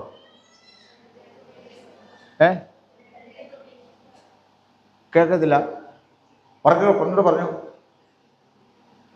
എസ്കേൽ പ്രവചനത്തിൽ ഇന്ന് വായിച്ച വേദഭാഗത്ത് നിങ്ങളുടെ മനസ്സിൽ തങ്ങി നിൽക്കുന്ന എന്തെങ്കിലും ഉണ്ടോ എന്ന് ചോദിക്കും. ഇവിടെ ആൺകുട്ടികൾ ഒന്നുമില്ലല്ലേ? അവിടെ പറഞ്ഞിരിക്കുന്നത് വളരെ ഗുരുതരമായ ഒരു കാര്യത്തിന് പരിഹാരം പറഞ്ഞിരിക്കുകയാണ് ദൈവം എസ്കേൽ പ്രവാചകനിലൂടെ. പറഞ്ഞിരിക്കുന്ന ഇപ്രകാരമാണ്, നിങ്ങളുടെ ഹൃദയമൊക്കെ എന്നാന്ന് പറഞ്ഞിരിക്കുന്നു. എന്നാ ഹൃദയ? കല്ലുപോലെ ഇരിക്കുന്നത് ഹൃദയം. കല്ല് ഹൃദയമാണ് നിങ്ങളുടെ. അതെല്ലാം എന്നാ ചെയ്യാൻ പോവാ? അത് മാറ്റും. കല്ലായ ഹൃദയം മാറ്റി പിന്നെ എന്നാ ഹൃദയം കൊടുക്കും? എന്നാ ഹൃദയ? ഹൃദയം ഇല്ലാത്തവരൊന്നും ആക്കത്തില്ല. കല്ലായ ഹൃദയം മാറ്റിയിട്ട് എന്ത് ചെയ്യും? മാംസളമായൊരു ഹൃദയം തരും. വളരെ വളരെ ഫ്ലെക്സിബിളായ ഒരു ഹൃദയം എന്ത് ചെയ്യും? നിങ്ങൾക്ക് തരും. പിന്നെ എന്നാ പറഞ്ഞിരിക്കുന്നത്? കൽപ്പനകൾ എന്ത് ചെയ്യും? കൽപ്പനകൾ നിങ്ങളുടെ ഉള്ളിലാകും. നിങ്ങളുടെ ഹൃദയത്തിൽ എന്തെഴുതും? കൽപ്പനകൾ എഴുതും. ഓക്കെ. ഈ കൽപ്പന എവിടെ എഴുതി കിട്ടിയത്? ആദ്യം അറിയാമോ? മോശയ്ക്ക് കൽപ്പന എഴുതി കിട്ടിയത് എവിടെയാ?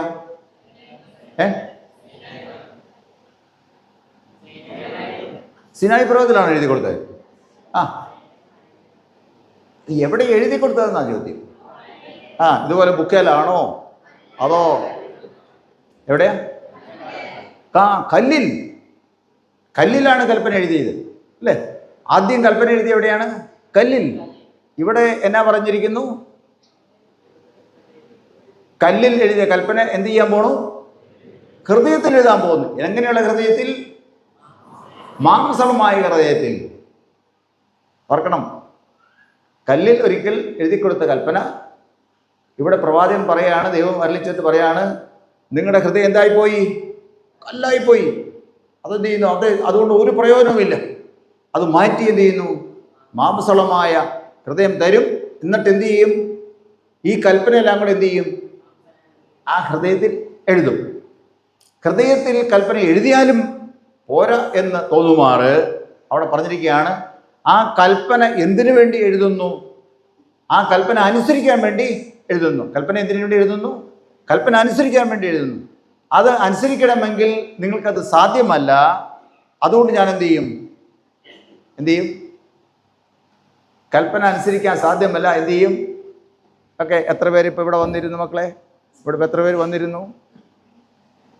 എത്ര പേര്? നോക്കരുത്. എത്ര പേര് വന്നിരുന്നു? നോക്കുകയും ചെയ്തു. എത്ര പേര് വന്നു എന്നും അറിയത്തില്ല, അല്ലേ?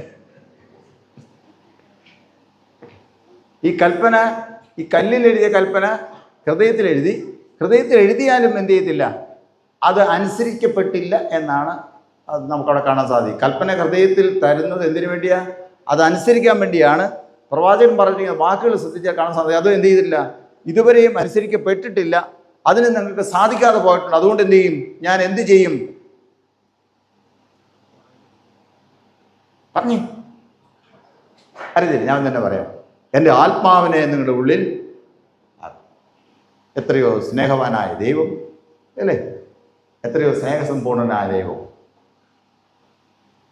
കൽപ്പന എഴുതി കൊടുത്ത് പ്രമാണിക്കണമെന്ന് പറഞ്ഞിട്ട് അത് പ്രമാണിക്കാതെ കാലങ്ങൾ, നൂറ്റാണ്ടുകൾ കഴിഞ്ഞു പോയപ്പോൾ വീണ്ടും ആ ദൈവം ആ സ്നേഹവാനായ ദൈവം തേടിയെത്തുകയാണ്. അവരുടെ ഹൃദയം എന്തായിപ്പോയിരിക്കുന്നു? കഠിനമായി പോയിരിക്കും. കഠിന ഹൃദയന്മാരായിട്ട് മാറി. ദൈവവചനത്തിനും ദൈവകൽപ്പനകൾക്കും അവരുടെ ഹൃദയത്തിൽ ഒരു സ്ഥാനവുമില്ല. മറ്റനേക കാര്യങ്ങളാണ് മനുഷ്യൻ ദോഷം ചെയ്യുന്ന സംഗതികളാൽ അവൻ്റെ ഹൃദയം നിറഞ്ഞിരിക്കുന്നു. ദൈവത്തോട് തിരിയുന്നതിന് പകരം അവർ ദൈവത്തിന് എതിരായിട്ട് തിരിഞ്ഞു പോകുന്നു. ദൈവത്തിനെതിരായുള്ള പ്രവൃത്തികൾ ചെയ്യുന്നു.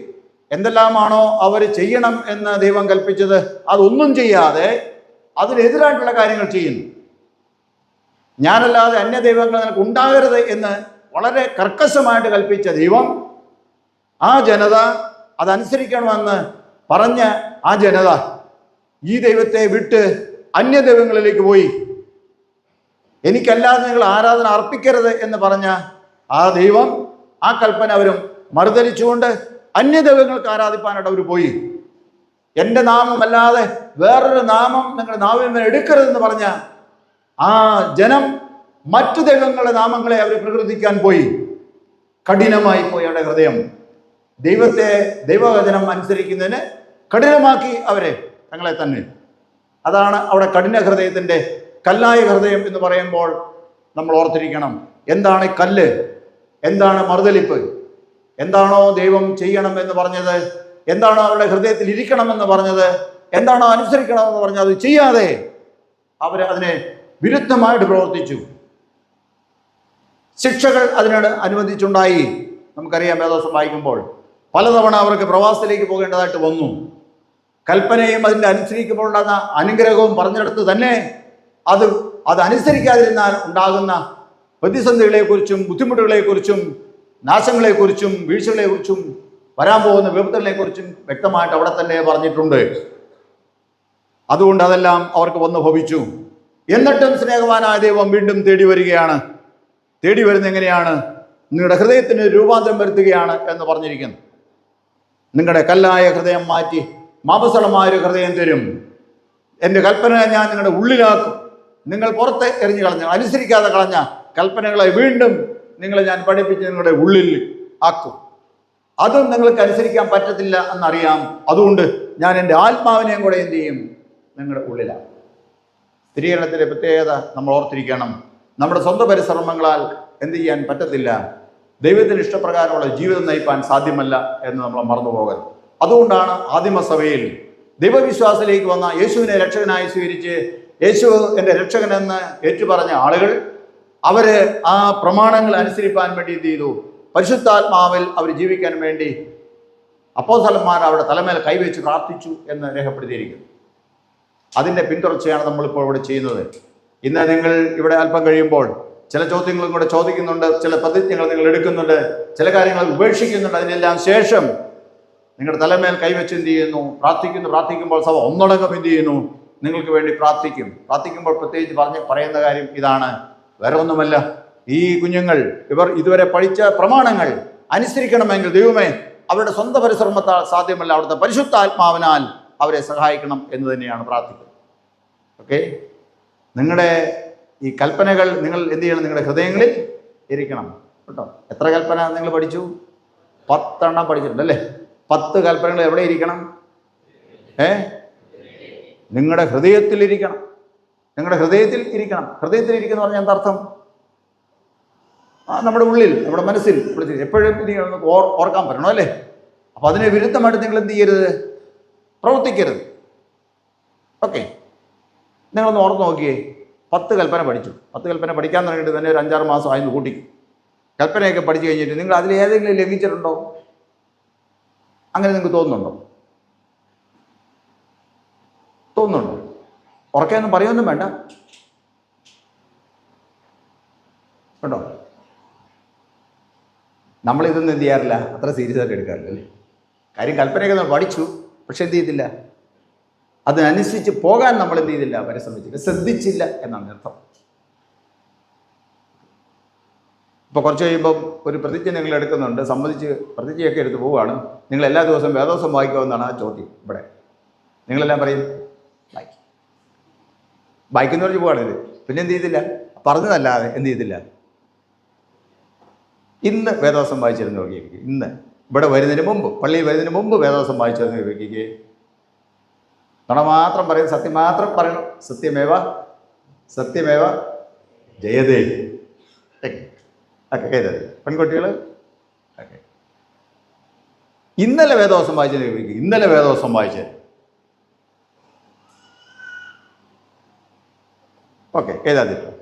മിനിഞ്ഞാന്ന് വേദോസം വായിച്ചിരുന്ന് ചോദിക്കും. മിനിഞ്ഞാന്ന് ഓക്കെ, എഴുതാതില്ല. ഈ ഇന്നലെയും മിനിഞ്ഞാന്നും വേദോസം വായിക്കാതിരുന്ന വിവേകിക്ക് ഒത്തിരി പേര് കൈ പൊക്കിയില്ലായിരുന്നു കേട്ടോ. കൈ പൊക്കാത്തവരൊക്കെ എനിക്കറിയാം, അതുകൊണ്ട് കൈ പൊക്കാതിരിക്കുന്നത് അല്ലേ. 2 പിള്ളേർ സത്യം പതിപ്പില്ലേക്ക് കേട്ടോ. കർണന്മാർ ശ്രദ്ധിച്ചോ? പിള്ളേർ വേദോസം വായിച്ചൊന്ന് ശ്രദ്ധിച്ചോ? ശ്രദ്ധിച്ചില്ല.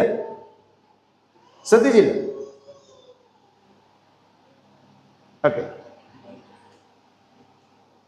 ഇന്നലെ പ്രാർത്ഥിച്ചിരുന്നു ദൈവകിക്ക്. ഇന്നലെ പ്രാർത്ഥിച്ചത് കാരണം ഇപ്പൊ പ്രതിജ്ഞ എല്ലാം എന്ത് ചെയ്യുന്നുണ്ട്, ഇപ്പൊ നിങ്ങൾ എടുക്കുക. അതുകൊണ്ടാണ് ചോദ്യം. ഇന്നലെ പ്രാർത്ഥിച്ചത്.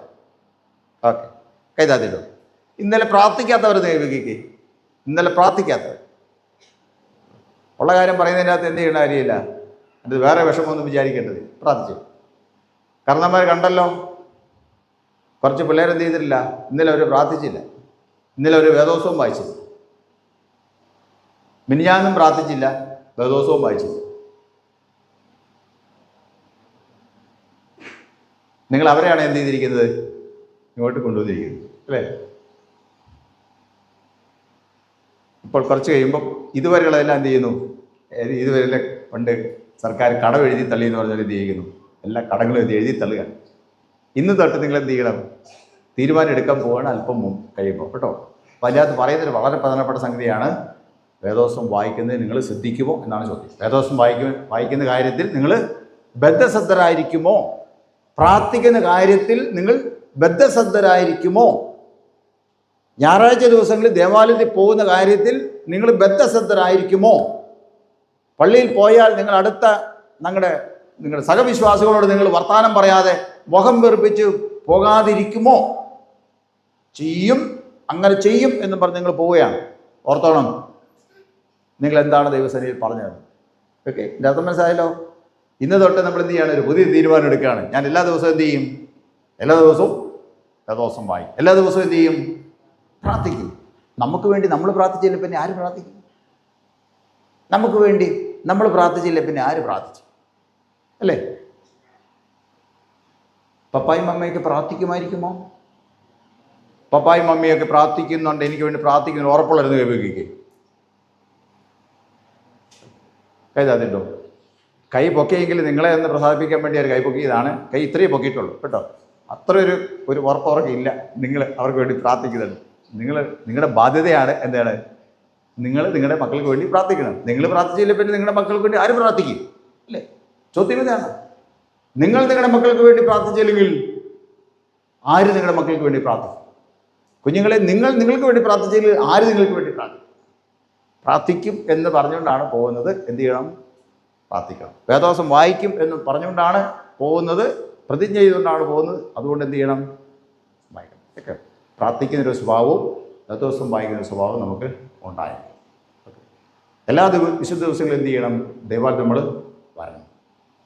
നമ്മൾ CSIക്കാരാണ് അല്ലേ? CSIക്കാരാണെങ്കിൽ CSI സഭയെക്കുറിച്ച് നമ്മൾ എന്ത് ചെയ്യണം? നമ്മൾ മനസ്സിലാക്കിയിരിക്കണം, അറിഞ്ഞിരിക്കണം. ഒരു ചോദ്യം കൂടി ചോദിക്കട്ടെ. CSI സഭയിൽ എത്ര അംഗങ്ങൾ കാണും? ആഗോള CSI സഭയിൽ എത്ര അംഗങ്ങൾ കാണുമായിരിക്കും? ഉദ്ദേശം പറഞ്ഞാൽ മതി.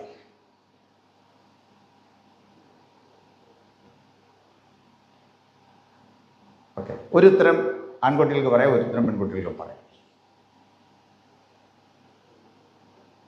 ഈ സഭയിലുള്ളതല്ല കേട്ടോ, മൊത്തം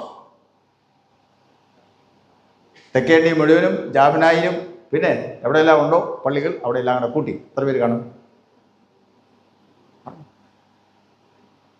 സമ്മാനമൊന്നുമില്ല, പറഞ്ഞു, ഉത്തരം പറഞ്ഞു.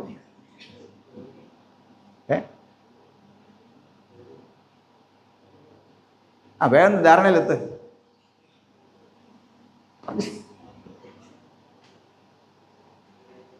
എൻ്റെ പൊന്നു തിരുമേനി, ഇതുകൊണ്ട് ചോദ്യമൊക്കെ ചോദിക്കുന്നെങ്കിൽ പറഞ്ഞായിരുന്നെങ്കിൽ ഞങ്ങൾ എന്ത് ചെയ്യാൻ ഒക്കെ വായിച്ചു പഠിച്ചിട്ട് വരുത്തില്ലായിരുന്നു.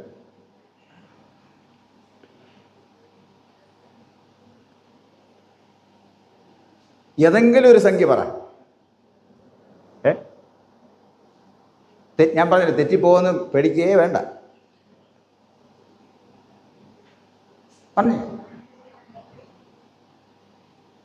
മോന്ന് പറഞ്ഞല്ലോ കൂട്ടാ. രണ്ടാമതിരിക്കുന്ന ആൾ പറഞ്ഞേ. 55 ലക്ഷം. ഒരു 55 ലക്ഷം കാണുന്നതാണ് മോൻ പറഞ്ഞത് ഓക്കെ, നിങ്ങൾ അതിനോട് യോജിക്കുന്നോ? യോജിക്കുന്നെങ്കിൽ യോജിക്കുന്നുണ്ട്, ഇല്ലെങ്കിൽ വേറെ ഉത്തരം പറയണം. ഓക്കെ, സമയമില്ലാത്തതുകൊണ്ട് നിർത്തുകയാണ്. മോൻ പറഞ്ഞത് ശരിയാണ്. ഏതാണ്ട് 45 ലക്ഷം ആളുകളാണ് നമുക്കുള്ളത്. എൻ്റെ ഔദ്യോഗികമായ കണക്ക് ഏതാണ്ട് 45 ലക്ഷം ആൾക്കാർ CSI സഭയിൽ ഉണ്ട്. 45 ലക്ഷത്തിലധികമാണ്. മോൻ പറഞ്ഞ പോലെ 55 ലക്ഷത്തോളം ആൾക്കാർ വരും.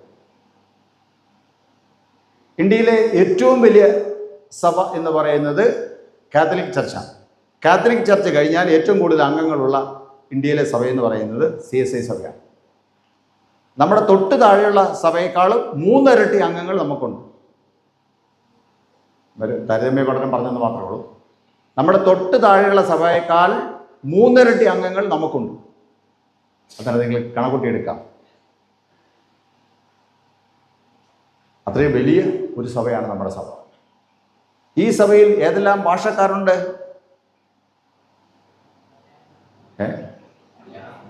മലയാളികളുണ്ട്, മലയാളം, തമിഴ്, കന്നഡ, തെലുങ്ക്, അല്ലേ, എന്തു വേണ്ട എല്ലാ ഭാഷക്കാരും ഇല്ലാത്ത. പിന്നെ ഇതിനകത്ത് പാവപ്പെട്ടവർ മാത്രമേ ഉള്ളൂ? പാവപ്പെട്ടവരും ഉണ്ട്, മിഡിൽ ക്ലാസ്സും ഉണ്ട്, ഹയർ ക്ലാസ്സും ഉണ്ട്. എല്ലാ ക്ലാസ്സുകാരും എന്ത് ചെയ്യുന്നുണ്ട്? ഇവിടെ ഉണ്ട്, അല്ലേ? ഇനി എല്ലാവരും ഒരുപോലെയുള്ള ആൾക്കാരാണോ? എന്നെപ്പോലെ കറുത്ത ആൾക്കാരുണ്ട്, അല്ലേ? നിങ്ങളെപ്പോലെ വെളുത്ത ആൾക്കാരുണ്ട്, എല്ലാ ആൾക്കാരും ഉണ്ട്. ആണുങ്ങൾ മാത്രമേ ഉള്ളൂ ഈ സഭയിൽ? അല്ല, ആണുങ്ങൾ മാത്രമല്ല, ആണുങ്ങളുമുണ്ട്, പുരുഷന്മാരുമുണ്ട്, സ്ത്രീകളുമുണ്ട്. കുട്ടികളുണ്ടോ ഇതിനകത്ത്? കുട്ടികളുമുണ്ട്, പ്രായമുള്ളവരുണ്ട്. അക്ഷരാഭ്യാസം ഉള്ളവരുണ്ടോ? അക്ഷരാഭ്യാസം ഉള്ളവരുമുണ്ട്, ഇല്ലാത്തവരുമുണ്ട്. പിന്നെ കൃഷിക്കാരുണ്ടോ? കൃഷിക്കാരുമുണ്ട്. ജോലിക്കാരുണ്ടോ? ജോലിക്കാരുമുണ്ട്. പിന്നെ ബിസിനസ്സുകാരുണ്ടോ? അവരുമുണ്ട്. എല്ലാ വിഭാഗം ആൾക്കാരും കൂടെ ചേർന്നൊരു സഭയാണ്. അവർക്കെല്ലാവർക്കും ചേർന്ന് നിൽക്കാൻ പറ്റിയ ഒരേ ഒരു സഭയാണ് ഏത് സഭ? CSI സഭ, ചർച്ച് ഓഫ് സൗത്ത് ഇന്ത്യ എന്ന് പറയുന്ന നമ്മുടെ സഭ. അപ്പം നമുക്കതിൽ എന്ത് തോന്നണം?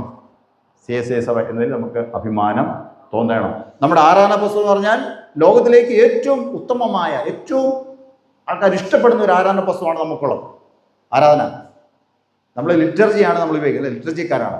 അത് ഏറ്റവും സൂപ്പറായിട്ടുള്ള ആരാധന പുസ്തകമാണ്. ആരുടെ ആരാധന പുസ്തകം? CSI സഭയുടെ ആരാധന പുസ്തകം. കാരണം അത് മറ്റെല്ലാ ആരാധനാക്രമങ്ങളിൽ നിന്നും കൂടെ സംശീകരിച്ചാണ് ആ ആരാധനാക്രമം ഉണ്ടായിരിക്കുന്നത്. എല്ലാ ക്രമങ്ങളും ചേർത്താണ് നമ്മുടെ ആരാധനാക്രമം ഉണ്ടായിരിക്കുന്നത്. അതുകൊണ്ട് എല്ലാവർക്കും എന്ത് ചെയ്യുന്നു? അത് സ്വീകാര്യമാണ്. അത് വളരെ നല്ലതായിട്ട് അറിയപ്പെടുന്നു. ഞാനത് പൊതുവായിട്ട് നമ്മുടെ കാര്യങ്ങളെക്കുറിച്ച് പറഞ്ഞു മാത്രം. ആവർത്തനം 6:6 പറഞ്ഞേ. ആവർത്തനം 6:6 ഏതാ? ഇന്ന് ഞാൻ നിന്നോട് കൽപ്പിക്കുന്ന ഈ വചനങ്ങൾ നിന്റെ ഹൃദയത്തിലിരിക്കണം. 10 കൽപ്പനകൾ എവിടെ ഇരിക്കണം? നിന്റെ ഹൃദയത്തിലിരിക്കണം.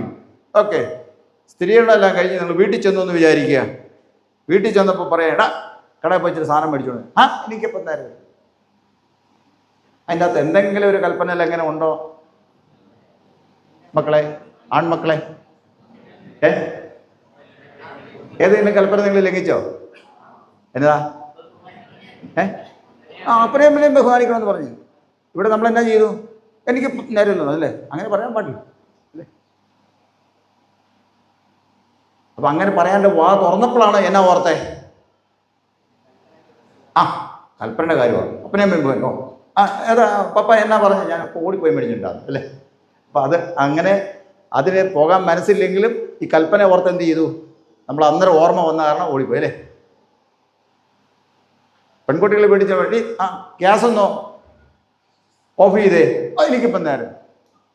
അങ്ങനെ പറഞ്ഞാൽ ഏത് കൽപ്പന ലംഘിച്ചു? അപ്പനമ്മയും ബഹുമാനിക്കുന്ന കൽപ്പന, അല്ലേ? അതങ്ങനെ പറയാൻ വാ തുറന്നപ്പോഴാണ് എന്നാ ഓർത്തേ? കൽപ്പന ഓർത്തേ, അല്ലേ? ചെയ്യാം അമ്മേ, പോകുന്നത് ചെയ്തു. എത്ര നല്ല പിള്ളേരല്ലേ, എത്ര നല്ല പിള്ളേർ. ഓക്കെ, ഫോൺ ചാർജ് ചെയ്യാൻ ഒട്ടും പൈസയും നമ്മളിങ്ങനെ പപ്പായോടും അമ്മയോടും ചോദിച്ചു മടുത്തു. അവിടെ നിന്ന് അനിയത്തിമാരോടും ചേച്ചിമാരോടൊക്കെ ചോദിച്ചു, ചേട്ടന്മാർ ചോദിച്ചു, അനിയന്മാർ ചോദിച്ചു. അവിടെ അവരെല്ലാം സൂക്ഷിപ്പെല്ലാം നമ്മൾ ചോദിച്ച് മേടിച്ചെടുത്തു. ഒരു നിവൃത്തിയില്ല, ഫോൺ ചാർജ് ചെയ്യാൻ ഒരു നിവൃത്തിയില്ല. അങ്ങനെ ഇരിക്കുമ്പോഴാണ് ഡാഡിയുടെ ഉടുപ്പ് അവിടെ നോക്കിയിട്ടിരിക്കുന്നത്, അതിനകത്ത് കിടക്കുന്ന പൈസ, അല്ലേ? നമ്മളെന്ത് ചെയ്യുന്നു? അത് പയ്യെ പോയി ഇങ്ങനെ. അതിനകത്ത് ആൺകുട്ടികളും പെൺകുട്ടികളും ഉണ്ടോ? 2 കൂട്ടക്കാരുണ്ട്. എടുക്കാനായിട്ട് തുടങ്ങിയപ്പോഴാണ് ഏത് കൽപ്പന വന്നേ? മോഷ്ടിക്കരുത്. അന്നേരം എന്ത് ചെയ്തു? പൈസ തട്ടിയിട്ട് അപ്പുറത്തിപ്പുറം നോക്കി. അത് കൽപ്പന ഹൃദയത്തിലുണ്ടായിട്ടല്ലേ? കൽപ്പന ഹൃദയത്തിലുണ്ടാകുക പറഞ്ഞാൽ അതാണ് അതിൻ്റെ അർത്ഥം. ഓക്കെ, കൽപ്പന ഹൃദയത്തിലുണ്ടെങ്കിൽ അത് നമ്മുടെ ഹൃദയത്തിൽ ഇരിക്കുകയും അത് നമ്മളെ അതാത് സമയത്ത് ഓർമ്മപ്പെടുത്തുന്നത് ആരാണ്? ദൈവത്തിൻ്റെ പരിശുദ്ധാത്മാവ്. ആരാണ്? ദൈവത്തിൻ്റെ പരിശുദ്ധാത്മാവ്. അർത്ഥമല്ലോ? സുവിശേഷത്തിൽ പറഞ്ഞ വാക്യം ഏതാ? യോഹന്നാന്റെ സുവിശേഷം 14:15. ഏതാണ്? നിങ്ങൾ എന്നെ സ്നേഹിക്കുന്നുവെങ്കിൽ എൻ്റെ കൽപ്പനകളെ കാത്തുകൊള്ളൂ. ഞാൻ ഒന്നുകൂടെ പറയട്ടെ, വിശുദ്ധ വേദപുസ്തകം ആണ് ദൈവത്തിൻ്റെ കൽപ്പനകൾ, അല്ലേ? ദൈവത്തിൻ്റെ കൽപ്പനകൾ അടങ്ങിയിരിക്കുന്നത് ഈ വിശുദ്ധ വേദപുസ്തകത്തിലാണ്. ഇതെല്ലാ ദിവസവും നമ്മൾ എന്ത് ചെയ്യണം? വായിക്കണം. വേദപുസ്തകം വായിക്കാത്ത ഒരു ദിവസം നിങ്ങളുടെ ജീവിതത്തിൽ ഉണ്ടാകരുത്. ഒരു 2-3 മിനിറ്റ് നേരം എന്ത് ചെയ്യണം? നിങ്ങൾ വേദപുസ്തകം വായിക്കാനായിട്ട് എടുക്കണം. വേറെ ആരെയും കാണിക്കാൻ വേണ്ടിയല്ല, നിങ്ങൾ സ്വന്തമായിട്ട് എന്ത് ചെയ്യണം? അത് വായിക്കാനുള്ള സമയം എടുക്കണം. അതിനുശേഷം എന്ത് ചെയ്യണം? ഒരു നിമിഷം പ്രാർത്ഥിക്കണം. എന്നിട്ട് എന്ത് ചെയ്യാവൂ? നമ്മൾ കിടക്കാം. ഓക്കെ, ഇന്ന് തൊട്ട് നിങ്ങൾക്കൊരു അധിക ചുമതല തരികയാണ്. നിങ്ങളുടെ വീട്ടിൽ സന്ധ്യാസമയങ്ങളിൽ പ്രാർത്ഥന ഇല്ലെങ്കിൽ നിങ്ങൾ ഇന്ന് തൊട്ട് എന്ത് ചെയ്യണം? ആ പ്രാർത്ഥന തുടങ്ങണം. കുടുംബ പ്രാർത്ഥന. ഒരു സമയം നിശ്ചയിക്കുക. എന്ത് ചെയ്തേക്കുക? പായിട്ടാണ് പായിട്ട്, അല്ലെങ്കിൽ ഒരുമിച്ച് കൂടുന്ന എവിടെയാണ് കസേരയാണ് കസേരയിട്ട് എന്ത് ചെയ്യുക? വെല്ലം പിടിക്കുക. നല്ല പാട്ടുകൾ പാടുക. സ്തുതിഗീതങ്ങൾ, ദൈവത്തെ സ്തുതിക്കുന്ന സ്തുതിഗീതങ്ങൾ എന്ത് ചെയ്യുക? പാടുക. മനോഹരമായ സന്ധ്യാസമയത്ത് പാടുന്ന സന്ധ്യാകീർത്തനങ്ങൾ നമ്മുടെ പുസ്തകത്തിലുണ്ട്, സ്തുതിഗീതങ്ങളുണ്ട്. അത് പാടുക, ദിവസം വായിക്കുക, പ്രാർത്ഥിക്കുക. അവിടെ നിങ്ങളുടെ വീട്ടിൽ വീട്ടുപ്രാർത്ഥന ഇല്ലെങ്കിൽ നിങ്ങളത് മുൻകൈ എടുത്ത് ചെയ്യണം. ഉണ്ടെങ്കിൽ എന്ത് ചെയ്യണം? നിങ്ങൾ നിർബന്ധമായിട്ടും അതിന് കൂടണം. എങ്കിൽ മാത്രമേ നമുക്ക് എന്ത് ചെയ്യാൻ പറ്റത്തുള്ളൂ? ഈ വചനങ്ങൾ നമുക്ക് അനുസരിക്കാൻ പറ്റത്തുള്ളൂ. രാവിലെ സമയങ്ങളിൽ എന്ത് ചെയ്യണം? രാവിലെ സമയത്ത് എഴുന്നേറ്റ് നമ്മൾ പ്രാർത്ഥിക്കണം. വീട്ടിലെ പ്രാർത്ഥനയ്ക്ക് നിങ്ങൾ കൂടണം. ഇല്ലെങ്കിൽ നിങ്ങൾ എന്ത് ചെയ്യണം? പ്രാർത്ഥന നമ്മൾ തുടങ്ങണം. നമ്മുടെ വീടുകളിൽ അന്യം നിന്ന് പോയിരിക്കുന്ന രാവിലത്തെയും വൈകുന്നേരത്തെയും പ്രാർത്ഥനകൾ എന്ത് ചെയ്യണം? നിങ്ങൾ വീണ്ടും കൊണ്ടുവരണം. അത് നിങ്ങളുടെ കുടുംബത്തിനും നിങ്ങളുടെ വീടിനും നിങ്ങൾക്ക് തന്നെയും അനുഗ്രഹമായിരിക്കും എന്നുള്ള കാര്യം യാതൊരു സംശയവും. നിങ്ങൾ പഠിക്കുന്ന കുഞ്ഞുങ്ങളാണ് ഭൂരിപക്ഷം ആൾക്കാർ. ഉത്സാഹിച്ച് എന്ത് ചെയ്യണം? പഠിക്കണം. ഉത്സാഹിച്ച് നിങ്ങൾ പഠിക്കണം. ധാരാളം കാര്യങ്ങൾ നിങ്ങൾ എന്ത് ചെയ്യാം? നിങ്ങളുടെ പഠനത്തിലും അതുപോലെ നിങ്ങളുടെ ചുറ്റുപാട് നമ്മൾ കണ്ടേക്കാം, മനസ്സിലാക്കിയേക്കാം. അതിനെല്ലാം വിലയിരുത്താൻ നിങ്ങൾക്ക് സാധിക്കും. അതിനെല്ലാം വിലയിരുത്താൻ നിങ്ങൾക്ക് സാധിക്കണം. അതെന്താണ്, അതിലെ തെറ്റേത് ശരിയേത് എന്ന് നിങ്ങൾക്ക് കണ്ടെത്താൻ സാധിക്കണം. അതിനെ സഹായിക്കുന്നത് ഈ വേദപുസ്തക വായന. ഈ വേദപുസ്തകം വായിക്കുമോ? വായിച്ചു പോകും. വായിക്കേണ്ട പ്രധാനപ്പെട്ട സമയം, പ്രത്യേകിച്ച് പഠിക്കുന്ന കുഞ്ഞുങ്ങൾ പ്രത്യേകിച്ച് വായിക്കേണ്ട ഭാഗം 1, കർത്താവിൻ്റെ പർവ്വത പ്രസംഗം. വിശുദ്ധ മത്തായി എഴുതിയ സുവിശേഷം 5, 6, 7 അധ്യായം. കർത്താവിൻ്റെ പർവ്വത പ്രസംഗം. 2 കൽപ്പനകൾ, 10 കൽപ്പനകൾ. 3 സദൃശ്യവാക്യങ്ങൾ എന്ത് ചെയ്യണം? പഠിക്കണം. സദൃശ്യവാക്യം എന്ന് പറയുന്നത് ജ്ഞാനികളുടെ വചനങ്ങളാണ്. ജ്ഞാനികളുടെ വചനങ്ങളും കർത്താവിൻ്റെ പർവ്വത പ്രസംഗങ്ങളും 10 കൽപ്പനകളും നമ്മളെ ഹൃദയസ്ഥമാക്കിയാൽ നമ്മുടെ നേരെ വരുന്ന എന്ത് കാര്യങ്ങളും ഇതിൻ്റെ അടിസ്ഥാനത്തിൽ നമുക്ക് വിലയിരുത്താനുള്ള സാധിക്കും. അത് തെറ്റോ ശരിയോ എന്ന് നിങ്ങൾക്ക് വിലയിരുത്താനുള്ള സാധിക്കും. നിങ്ങളെ ഒരിക്കലും ആരും മാറ്റി നിർത്തത്തില്ല. നിങ്ങളെല്ലാവർക്കും എന്ത് ചെയ്യും? അനുഗ്രഹിക്കപ്പെട്ടവരായിരിക്കും. ദൈവം നിങ്ങളെ അനുഗ്രഹിക്കും. ഇപ്പോൾ പിതാവായ ദൈവത്തിനും പരിശുദ്ധാത്മാവേ സകല ബഹുമാനമോ കലാവസാനം കൂടെ ഉണ്ടായിരിക്കുമാറാകട്ടെ.